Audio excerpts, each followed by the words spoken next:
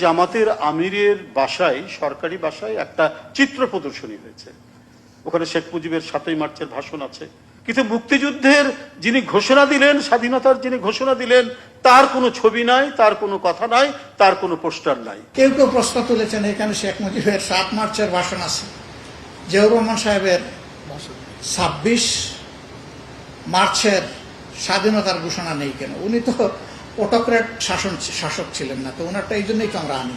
এই আয়োজন কোনো সরকারের সফলতা দেখানোর জন্য নয়, সফল কোনো সরকারের চিত্র তুলে ধরার জন্য নয়, বরঞ্চ যুগে যুগে যারা ফ্যাসিস্ট ছিল, অটোক্রেট ছিল, স্বৈরাচারী ছিল, তাদের চিত্রটা এখানে তুলে ধরা হয়েছে। কদিন আগে জামাতের আমিরের বাসায়, সরকারি বাসায় একটা চিত্র প্রদর্শনী হয়েছে।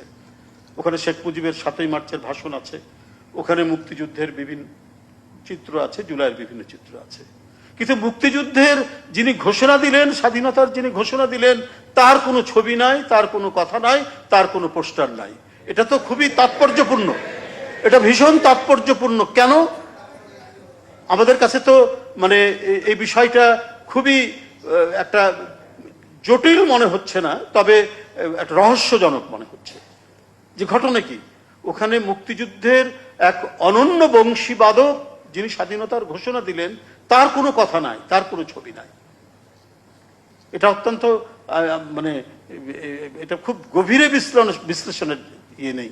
ওই যে 5ই আগস্টের পর বলেছিলেন যে আমরা ভারতের সাথে সম্পর্ক গড়ে তুলবো, আমরা আওয়ামী লীগকে ক্ষমতায় ইয়ে করব, কি বলতে, সম্পর্ক গড়ে তুলবো, ক্ষমা করে দেবো, ক্ষমা করে দেবে কথা বলেছে।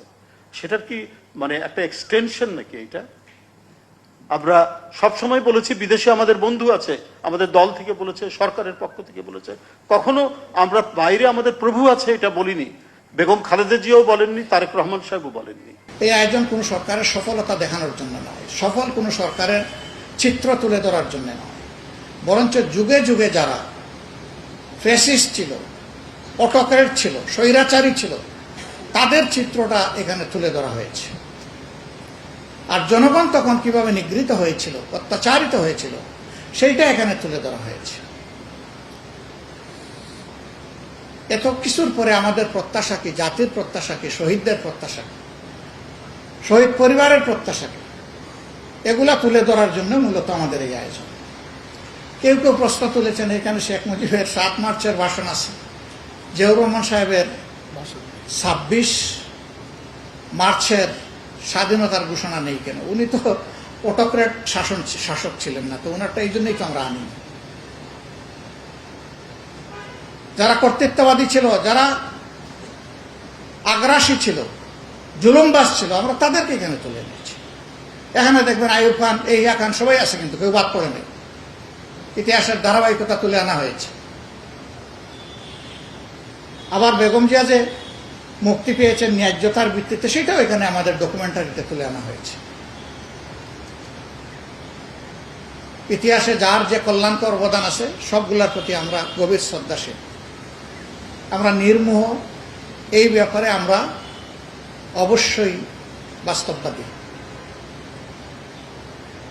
প্রিয় সম্মানিত সাংবাদিক বন্ধুগণ, আমরা এই বিষয়গুলো তুলে ধরার উদ্দেশ্যটা কি?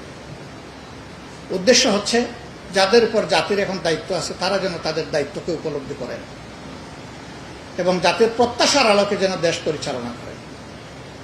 আর উদ্দেশ্য হচ্ছে জনগণকে সচেতন রাখা যে আমাদের অধিকার যদি কেউ কেড়ে নিতে চায়, তাহলে যেভাবে জীবন দিয়ে অতীতে দফায় দফায় এই দেশের সূর্য সন্তানেরা, বীরেরা তাদের অধিকার আদায়ের জন্য, জনগণের অধিকার আদায়ের জন্য লড়ে গেছে, আমাদেরকেও সেই লড়াইয়ের জন্য নতুন করে প্রস্তুতি নিতে হবে।